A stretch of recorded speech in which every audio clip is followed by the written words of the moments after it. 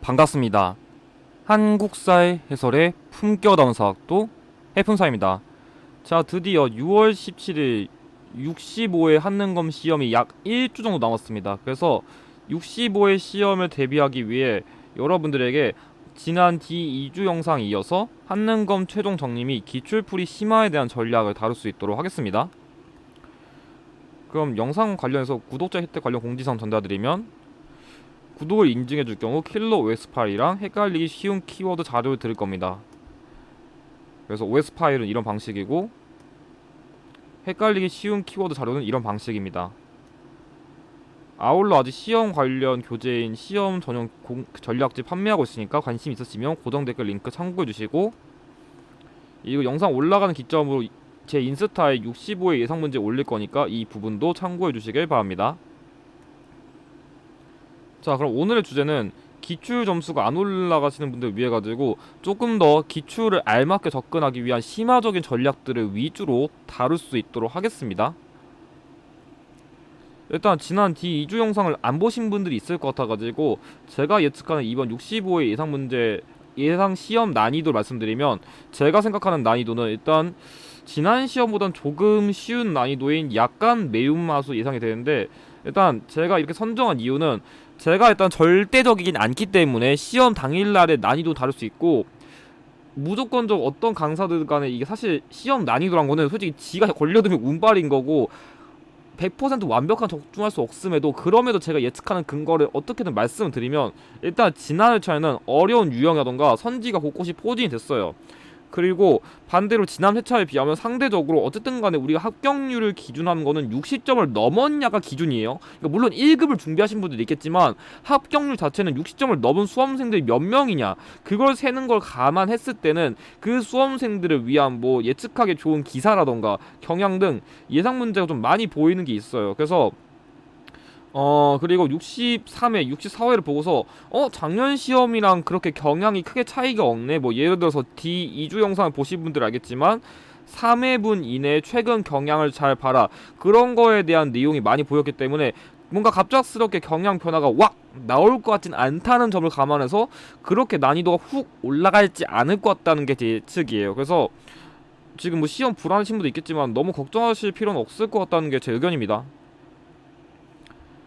마지막으로 기출풀이 최종 전략은, 일단 이제 슬슬 기출을 푸신 분들이 많을 건데, 일단 제가 드리고 싶은 말은 맨날 얘기한 거지만 한 문제씩 풀고 해설하시던지 한 시기씩 풀고 해설하시던지 50문제를 모두 풀고 해설하던지, 그거는 여러분들 자유예요. 뭐 어떤 분들 뭐 한 문제씩 무조건 하라 그렇게 말하는데, 여러분들 실력이 개별적으로 다 다르잖아요. 그러니까 제가 어떤 분이 이런 걸 안 추천한 이유가, 지금쯤이 뭐 선사시대라던가 이런 문제, 아니 뭐 부여, 고구려, 옥저 이런 거 다 맞히시는 분들도 있는데 굳이 이런 것까지 한 문제씩 섬세하게 해설하면서 풀 필요 없다 봐요. 그러니까 그런 분들은 나는 계양기가 약해, 거기만 하시면 되고, 나 현대사 안 해가지고 거기가 약해, 거기만 집중하시면 되는데, 굳이 이렇게까지 할 필요가 없을 것 같다는 게 제 의견이고요.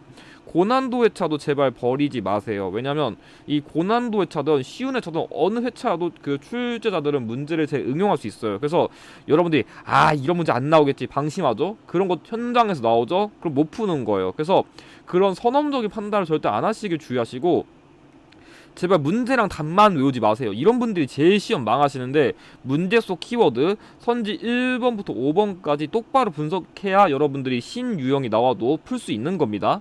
마지막으로 현재 점수에 연연하지 말고 끝까지 시험 공부 열심히 해가지고 당일날 점수가 대박 치시는 분도 있고, 생각보다 당일날 실수해가지고 망하시는 분도 있으니까 당일날의 결과는 누구도 장담할 수 없어요. 그래서 뭐 소위 인터넷 이런 거 올라오는 그런 후기에 흔들리지 말고 여러분들 소신있게 잘 열심히 공부하셔가지고 좋은 결과를 얻으시길 응원드립니다.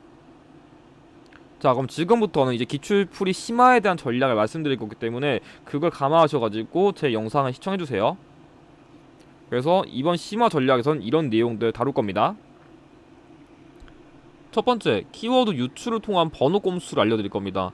이거는 지난해 그 D2주 영상에서 제가 말씀드렸던 뭐 특정 시기 이후의 역사도 사실 유형이라던가 아니면 선지가 겹치는 것들 바탕으로 소거하는 거에서 조금 더 발전된 전략을 말씀드리려는 건데, 일단 이게 어떤 꼼수냐면은 한능검이란 건 일단 기본적으로 시대순을 바탕으로 낼 확률이 매우 높아요. 그러니까 아주 쉽게 예를 든다면 이게 절대적인 건 100% 아니에요. 절대적인 건 아닌데 뭐 예를 들어서 1번부터 뭐 9번 내지 10번은 뭐 고대시대, 뭐 11번부터 한 16번쯤까지는 뭐 대충 고려시대, 뭐 17번부터 뭐 28번 조선시대, 뭐 이런 식으로 어느 정도 그 번호에 따른 이런 문제가 나올 거라는 경향이 한 80% 내지 90%는 있어요. 그러면 저는 그 생각을 들어가는 거예요. 지금 여기 보시면 21번과 22번은 자 조선시대 여기쯤 나온다 치면은 한 17번에서 28번을 딱 절반쯤으로 나누면 한 21번에서 22번쯤은 그래도 여기쯤에는 조선시대 전기랑 관련된 문제가 많이 나올 확률이 높다. 그러니까 100%는 아니에요. 그러니까 100%는 아닌데 이렇게 나올 확률이 높다고 찍는 거예요. 그러니까 찍을 거면 그냥 아무 생각 없이 그냥 에이 모르겠다 나 아무거나 찍을래 이런 게 아니라 조금 더 그래도 가능성 있는 걸 찍어서 정답의 확률을 높이자는 거예요. 이게 생각보다 잘 먹혀요. 왜냐면 이런 유형이 의외로 통합사 유형 공략할 때도 잘 나오거든요. 그러니까 무슨 얘기냐면은 예를 들어가지고 지역사 문제를 냈다 쳐볼게요. 지역사 문제를 냈는데 한 뭐 45번쯤에 나왔어요. 그러면 45번쯤이면 일단 현대사랑 관련된 게 답인가? 이렇게 먼저 고려를 해보라는 거예요. 물론 아니면 소거를 해야 되지만 진짜 내가 도저히 못 풀겠다 이렇게 찍는 게 나을 수도 있어요. 다시 본론으로 돌아오면은 자 먼저 왼쪽 문제, 이 문제를 생각보다 어려워하신 분들이 많은데 자 저는 이 생각이 들었어요. 사실 이 문제는 여기서 지편전 학사라던가 계유정난으로 정난공신 2등에 책봉되었다, 책훈되었다 이런 거 다 푸는 거예요. 사실 이런 키워드를 보고서 생육신의 대표 인물인 신숙주를 추론해야 되는데 어려울 수 있어요. 어려울 수 있는데 그럼 전 어떤 생각을 해봤냐면은 지금 생물연도라던가 뭐 세조, 예종 보시면은 공통적 일단 이 인물이 활동한 시기는 조선시대 전기인 건 확실하게 알 수 있어요. 그럼 그거 가정을 풀면은 일단 이 인물 난 누군지 몰라요. 모른다고 가정하는데 자 기예예송, 자 기예예송은 현종시기죠. 참고로 기년설은 송시열이긴 한데 제가 일단 왕만 기준으로 풀어볼게요. 왕 반종공신의 위훈삭제가 권유했다. 중종인데 조광두죠. 역시 시기가 여기쯤 들어가기에는 기묘사화가 나온 16세기 고려에서 이상해요. 자 예한 현학을 시행했다. 얘는 추측 못할 텐데 이황이에요.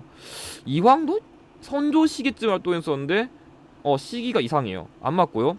동국지도 얘는 좀 모를 수 있어요. 동국지도는 영조 시기의 그 정상기가 만든 건데 여러분들 지금 느낌이 드는 게 자 이거 지도예요. 근데 이 인물은 굳이 따지면 좀 학자지 지도 만들기라 살짝 애매한데 이거 세모를 해보는데 해동제국기를 저술했다. 자 이거는 제가 직전 영상 때 만들었던 것처럼 이 해동제국기를 저술했다는 거는 60회 오다 선지로 나왔어요. 자 최근 3회분 법칙 먹힙니다. 그러니까 이게 신숙주인데 이 인물은 조선시대 전기에 활동한 인물이 맞아요. 나머지는 싹 다 분석을 해보면은 조선시대 중기라던가 후기쯤에 활동한 인물이거든요. 그럼 다 얘네들 안 되는 거예요. 이런 식으로 찍으란 거예요. 자 5층 문제의 경우에도 자 관현맹 모를 수 있어요. 뭐 시각장애인 약사인데 뭐 모를 수 있어요. 근데 중요한 거는 힌트가 박연의 상수라던가 백성들에게 뭐 사랑하는 그 여민락 같은 건데 얘네들을 몰라요. 모를 수 있어요. 좀 어려운 키워드예요. 그럼 몰랐다 쳐봐요. 근데 우리 뭐라 했어요? 20번 때 초반쯤이면 조선시대 전기라 가정하고 푸는 거예요. 자 창덕궁에 신문고를 처음 설치하였다. 일단 태종이에요. 오케이 좋아. 자 훈련도감 선조 전기 아니죠? 자 탕평비 영조 전기 아니죠?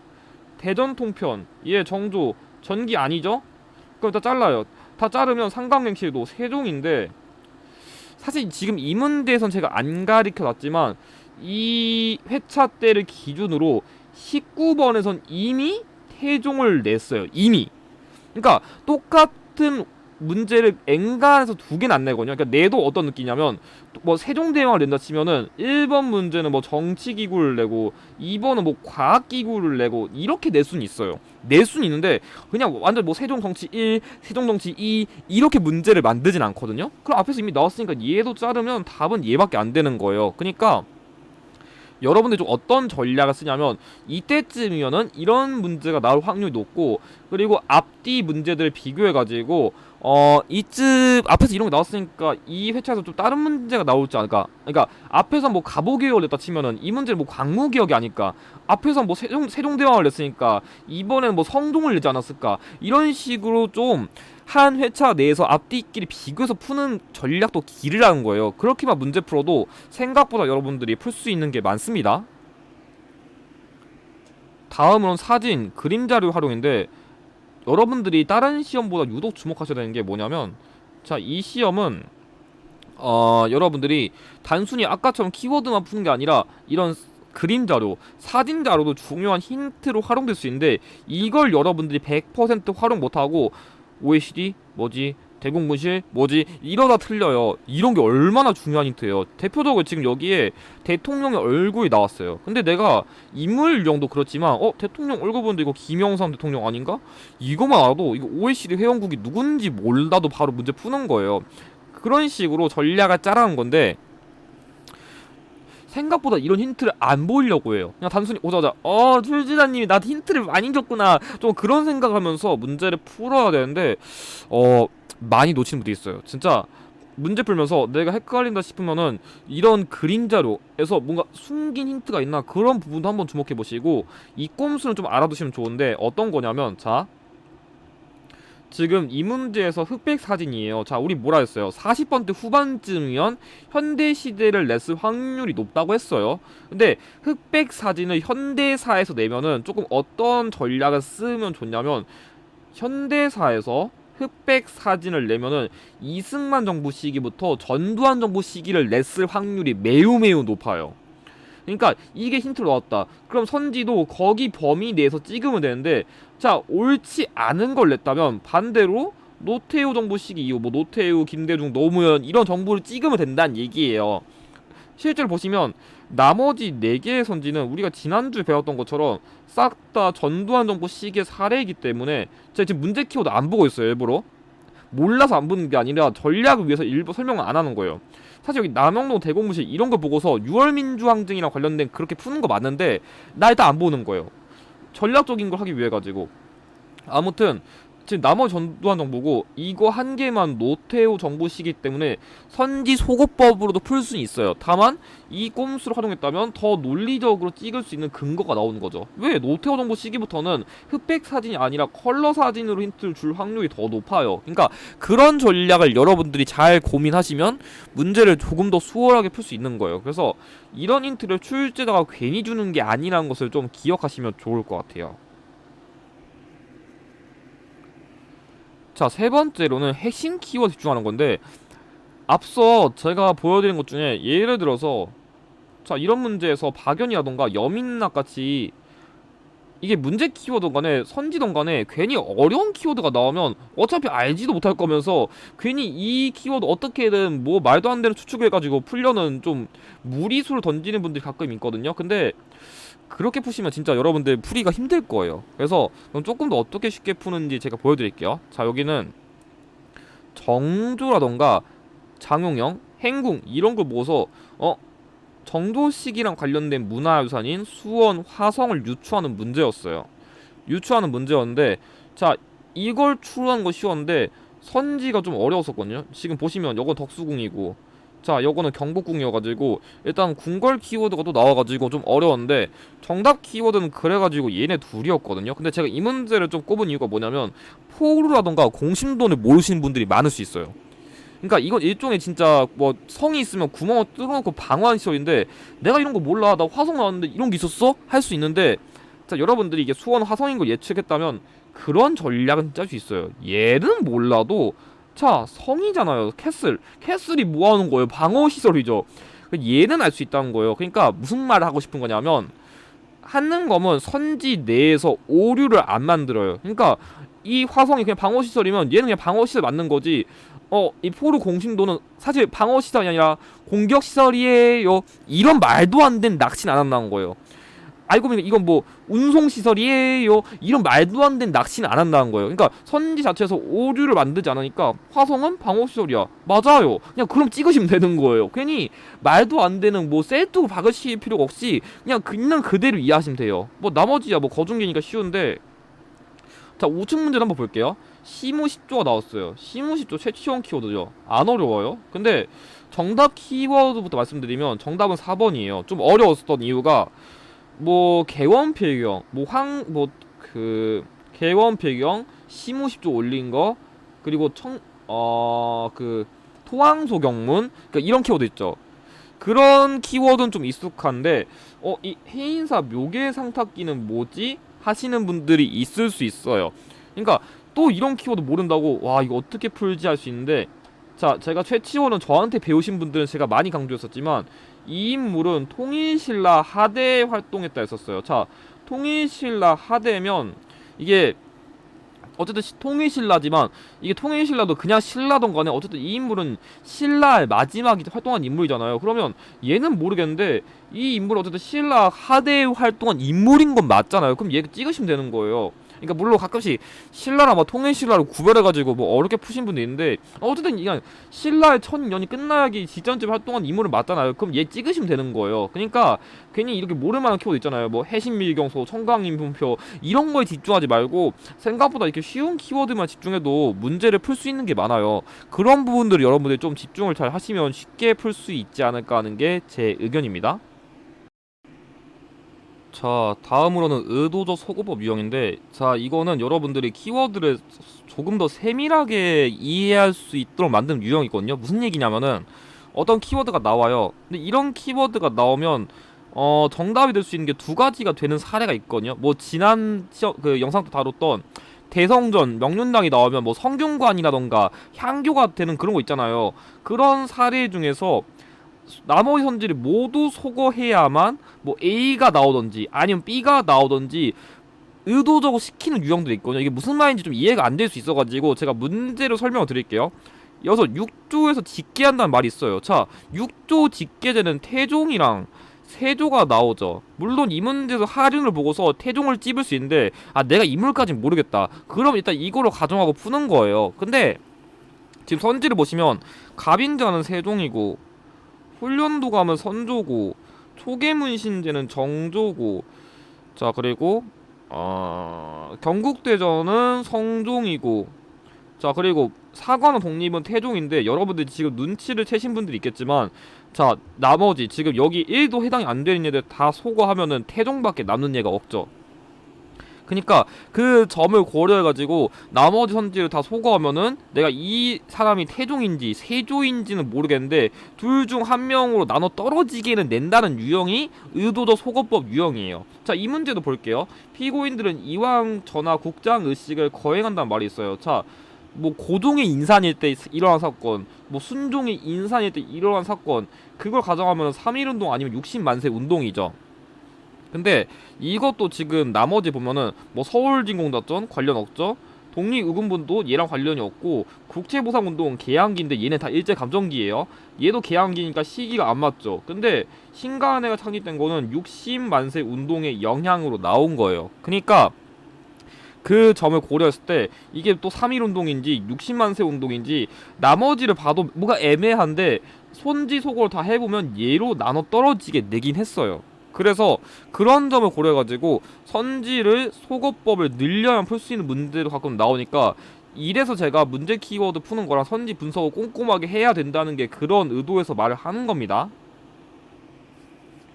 자, 다음으로는 두 시기 사이 유형 풀이법인데 여러분들 이 유형 많이 어려워하는데 이런 유형을 여러분들이 좀 어려워한 이유가 뭐냐면 이 문제를 단순히 연도로만 외워서 접근하려고 해요. 나름대로 접근법이 있는데 그걸 잘 파악을 못 하시거든요. 그래서 제가 지금부터 이런 문제는 어떻게 접근하면 좋을지 그 방법에 대한 설명을 말씀드리도록 할게요. 자, 일단 왼쪽 문제는 가나 발표사 있던 시기랑 이것도 사이 문제인데 첫 번째로 접근할 방법은 가해 사건을 계기로 선지의 사건이 발생하던지 선지의 사건을 계기로 나의 사건이 발생했다는 건데, 이걸 더 쉽게 말씀드리면 여러분들이 그 사건들의 인과관계를 제대로 이해했는지가 출제 의도인 거예요. 자, 무슨 말인지 이해가 안 될 수 있으니까 제가 설명드릴게요. 자, 먼저 가해 사료는 여기 보통 학교의 수업 연한이 4년이니까 이거 조선인 교육 이렇게 나온 거 보고서 1차 조선 교육령을 다뤘어요. 근데 이 문제에선 얘가 안 중요하고요. 자, 여기 경성제국대학교에 뭘 계속 한다는 얘기죠. 그러니까 경성제국대학교에 대한 운영을 다룬 건데, 정답은 미리 말씀드리면은 밀립대학 기성회가 창립되었다는 거예요. 왜 그러냐면 이 문제의 경우에는 이 밀립대학 설립운동이 나오니까 이 밀립대학 설립운동을 탄압하기 위한 목적에서 경성제국대학을 설립한 거예요. 그러니까 제가 방금 말씀드린 선지의 사건을 계기로 이걸 탄압하기 위한 목적으로 나의 사건이 발생했다는 그 의도를 담은 게 이 사이 유형의 의도예요. 자, 그럼 우측 문제는 어떤 의도를 담은 거냐? 자, 김종직의 조의제문이 나왔어요. 자, 김종직의 조의제문은 무오사화랑 관련된 거예요. 자, 그리고 이 문제의 경우에는 임금이 깽판을 오지게 쳐가지고 이 진성대군 추후에 중종으로 즉위하는 얘를 추대해가지고 지금의 왕을 갈아엎자는 중종 반정을 다룬 거예요. 자, 그러면 무오사화랑 준종반정이 나왔는데, 그럼 어떤 흐름을 또 낸 거냐? 자, 폐비 윤씨 사사 사건으로 김갱필 등이 처형되었단 말이 나와요. 그러니까 엄마의 복수를 갖겠다고 그 신하들 다 죽이고 다 빠지니까, 야, 이러다가 우리 이러다 다 죽어, 빨리 쟤 내쫓아야 돼 하면서 이 중종반정을, 그러니까 왕의 폭정을 막기 위해 가지고 저 왕을 쫓아내자는 중종 반정을 말하는 거예요. 그래서 역시 이것도 선지의 사건을 계기로 나의 사건이 발생한 흐름을 낸 게 이 문제예요. 그러니까 최근에는 좀 이런 문제를 어떻게 들려하냐면, 이 중종 반정 이후에 발생한 이런 기묘사화를 좀 함정 문제로 내거든요. 그래서 시기 문제가 훨씬 깊어지는데, 이런 문제 잘 풀기 위해서는 이런 식으로 왜 굳이 이 사이에 이런 사건이 들어갈 수밖에 없는지 인과관계를 먼저 파악하는 게 핵심이라고 할 수 있습니다. 자, 다음은 이 문제인데, 자, 이 문제는, 자, 여기서 일단 이거는 좀 선지의 내용에 오류가 있어가지고 얘는 가렸다는 가정하에 풀게요. 자, 두 번째 여러분들 생각할 거는 뭐냐면, 가시기와 나시기를 주고서 이 사이 시기는 땡땡 시기야, 이거를 파악하게 만드는 게 의도거든요. 자, 볼게요. 왼쪽 문제. 자, 보시면 가의 사료는 정후에는 며칠 전에 선언서를 발표해가지고 민족주의 세력과 사회주의 세력의 연합을 말한 정후의 선언을 말한 거고, 여기는 신간회가 해소된다는 토의한다는 말이 있거든요. 그러니까 무슨 말이냐면은, 자, 정후의 선언을 계기로 뭐 민족유일당 운동이 일어나고 결국 신간회가 창립되었죠. 그러면 이건 어쨌든 간에 신간회가 창립되는 계기를 만든 시작점이에요. 근데 이 사료에서는 신간회가 해소된다는 시점을 말했으니까 신간회가 뭐 없어지는 그런 시점을 말한 거겠죠. 그러면 당연히 이 사이에는 어떤 게 들어가겠죠? 신간회가 아직은 활동하고 있는 ing의 상황이 나오는 거겠죠. 그러면 이 가나 시기의 사이 문제는 이 신간회가 활동하던 시기에 어떤 일이 있었나요? 그걸 묻는 거예요. 뭐겠어요? 신간회가 광주 학생항일 운동의 진상조사단을 파견했다는 이 흐름은 너무나도 자연스러운 거예요. 그러니까 앞의 문제랑 다르게 이 시기는 이 땡땡 시기에 신간회가 활동한 시기가 뭐예요? 이런 것처럼 이 두 시기 사이를 통해 가지고 출제자가 원하는 그 시기가 뭔지를 유추해야 돼요. 그래서 이게 조금 더 어려울 수 있어요. 그럼 자, 이 문제는 무슨 의도냐? 자, 태평양 지역 방위선은 얄루샨 열도에서 일본을 거쳐 오키나와 필리핀 군도 이어진다는데, 이 맥락 자체가 뭐냐면 에치슨 라인이에요. 극동 방위선. 그리고 나의 사료는 미합 중국의 군대들이 그 대한제국 영토 내에서 주둔하면서 대한민국을 방어해준다는 것을 규정한 한미상호 방위 조약이에요. 자, 그럼 이거 두 개를 낸 이유가 뭐냐면, 이 에치슨 라인을 계기로 북한군이 남침을 할 수 있는 명분을 제공한 배경이 되고요. 한미상호 방위조약은 전쟁이 끝난 다음에 우리나라 방비를 더욱 명확하게 하기 위해 가지고 미국과 체결한 조약이에요. 그럼 당연히 이 사이에는 또 뭐가 들어가겠어요? 6.25 전쟁이 아직은 진행되던 시기에는 그럼 무슨 일이 있었냐? 포로수용소에서 방공포로가 석방되었다는 전쟁 끝나기 직전의 상황인 얘가 정답인 거예요. 그래서 제가 결론부터 말하고 싶은 거는, 이 문제의 경우에는 이런 식으로 그 출제자가 땡땡 시기를 의도하는 게 있어요. 그래서 이걸 보고서 아, 이때쯤에 이런 시기에 그럼 역사도 사실 있겠구나, 그런 거 여러분들이 잘 유추를 하는 게 포인트를 할 수 있겠습니다. 자, 다음 테마사 또는 통합사 유형의 원리 문제인데, 여러분들이 앞으로 시험의 고득점을 위해선 이런 유형을 반드시 풀어야 돼요. 자, 제가 어떻게 접근하는지 보여드릴게요. 자, 이 문제는 일단 왼쪽 거 성곽을 냈는데 이 문제 되게 어려웠어요. 왜 어렵냐면은 이런 선지들을 여러분들이 알 리가 없어요. 보통 일반적인 한능건 강의 수준이라고 해서 그러니까 여러분들이 역사적 지식이 없이 뭐 저 같은 사람들이 강의만 들었을 때는 이런 걸 알 리가 없어야 돼요. 모를 수밖에 없어요. 그러니까 제가 얘기하고 싶은 게 뭐냐면 여러분들에게 나 열심히 공부했는데 왜 이렇게 이거 낯설어 하는 것들을 어떻게 던진다는 얘기예요. 일단 보시면 이 성곽은 한성부 도심을 이겼었고 여기 내용을 보면은 잘 안 보일 수 있는데 뭐 숭례문, 흥인지문, 뭐 숙정문 이런 거 보고서 최소한 서울에 있는 뭐 땡땡 성이겠구나 그건 유추할 수 있게 문제를 냈는데 이것만 가지고 어떻게 하겠어요. 근데 여러분들이 좀 이런 걸 풀 때는 기왕이면은 좀 익숙한 걸 먼저 소걸 하던지 풀이를 찍어보세요. 무슨 말이냐면은 자 지금 일단 여기 있는 건 서울에 있는 곳이에요. 근데 이 후금의 침입이 왔어. 정봉수가 항전한 곳은 용골산성이거든요. 이거 평안북도 있어요. 평안북도. 그러니까 지역이 애초에 안 맞기도 하는데 여러분들이 조금 그런 생각을 해야 되는 게 서울이에요. 서울. 서울에서 누구의 침입을 막아서 항전했으면 그 전쟁은 이미 발린 거예요. 그냥 지금 내 목에 칼이 들어오기 직전까지의 상황을 이렇게 적을 리가 없거든요. 그냥 그래서 물론 그런 게 유추가 안 될 수도 있는데 여러분들이 더 생각하면은 좀 이렇게 아직은 모름하는 거 있죠. 일단은 제껴요. 일단은 제끼시고 다른 거 먼저 풀어요. 이런 선지는 여러분들이 기출만 제대로 분석했으면은 이거 심지어 58회, 60회, 62회, 63회 똑같이 계속 나왔어요. 그러니까 출제자도 문제를 이렇게 완전 새로운 거 못 만들거든요. 어쨌든 냈던 걸 또 응용할 수밖에 없는데 좀 그런 눈치밥을 길러가지고 일단 좀 익숙한 걸 먼저 고민해보세요. 그런 게 나올 수도 있고 좀 그나마 알만한 키워드로 유추가 될 만한 거. 서울성이니까 조선시대에 처음 만들어지고 나서 그러니까 왜냐 수도가 한양이니까 정도전 연결되고 조선시대 관련된 거 나올 수 있을 만하고 그런 거 먼저 찍자는 거예요. 자 근데 우측 문제 같은 경우 좀 비슷한 스타일인데 자 여러분들 좀 모를만한 내용이 많거든요. 근데 좀 우리가 아까 배웠던 것 중에서 이 핵심 키워드 집중하자는 전략을 바탕으로 좀 풀이를 해볼게요. 자 무슨 얘기냐면은 자 일단 뭐 선동명 좀 쉬우니까 패스하고요. 자 이빙허각시 뭐 허각? 뭐 슈스케? 뭐 이럴 수 있는데 일단 아무튼 살림을 학문했대요. 살림 뭔가 약간 주부 같은 느낌이 나요. 그 가정주부. 근데 보시면 가정생활을 지혜 담았다? 살림을 학문화했다? 오 그럴듯해요. 근데 얘는 모르겠는데 이거 그럴듯하다. 오케이. 자, 다음 제주의 거상이자 자선가 뭔가 기부하는 사람이에요. 기부? 자선가? 얘도 그럴듯해. 오케이. 자 의열투쟁을 전개한 독립운동가 뭔가 열심히 뭐 진짜 전쟁터 나가 싸워야 될 것 같은 인물인데 기관지 광고 발행한다?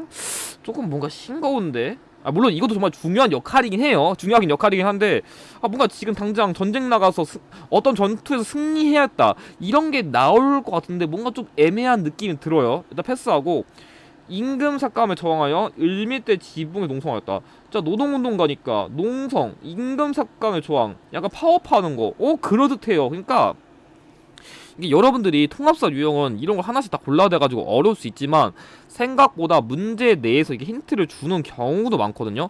그런 눈치밥을 잘 길러가지고 여러 시기를 묶어서 내기 때문에 좀 그런 풀이 전략을 좀 다방면으로 한번 고민해보세요. 자 마지막으로 고난도 인물 유형 풀이법을 다루고 마치겠습니다. 여기서부터는 여러분들이 좀 인물 유형 어려울 때 풀이에 좀 활용할 수 있는 꼼수를 몇 가지 제시해드릴게요. 첫 번째 왼쪽 문제부터 보시면 자 여기 사문이란 말이 있거든요. 사문 중에서 모근을 냈어요. 사실 좀 호를 외우신 분들은 모근 이색 이렇게 푸신 분도 있을 텐데 저는 일단 이거 모른다고 가정하고 풀이를 해볼게요. 자 그러면 제가 어떤 전략을 말씀드릴 거냐. 첫 번째 탈룰라 기법이에요. 탈룰라 기법? 지금 장난치는 건가 싶을 수 있는데 자 어떤 기법이냐면 인물의 성씨를 주목하는 전략이거든요. 보시면 이곡의 아들이라고 해요. 출제자가 난 이곡씨가 뭐 곡식도 아니고 이거 누구야 이럴 수 있는데 제가 이런 힌트를 주목한 이유는 출제자가 이런 힌트를 괜히 주는 게 아니에요. 이곡의 아들이라고 했잖아요. 그럼 이 인물이 탈룰라라식이 아니라면은 이 인물을 뭐 이땡이던 이땡땡이던 이름이 이렇게 되겠죠. 자 삼국사기 편찬했다. 김부식 아니에요. 문헌공도 설립한 건 최충이에요. 아니에요. 수선사 결사 진우리죠. 아니에요. 근데 여공패설과 사략을 저술한 거 이건 이재현이니까 얘는 괜찮아요. 성균관 대사성? 모르겠어요. 일단 근데 얘까지는 제껴요. 근데 여러분들이 여기에 플러스로 시기 키워드 좀 더 주목하면 좋아요. 자, 고려 말이래요. 고려 말. 고려 말에 활동한 인물인데 성균관은 고려시대 말에 있거든요. 물론 이재현도 고려 후기 활동에 했었지만 정몽주를 약간 이렇게 청구한 것. 그러니까 정몽주는 진짜 고려시대 말의 인물이 맞아요.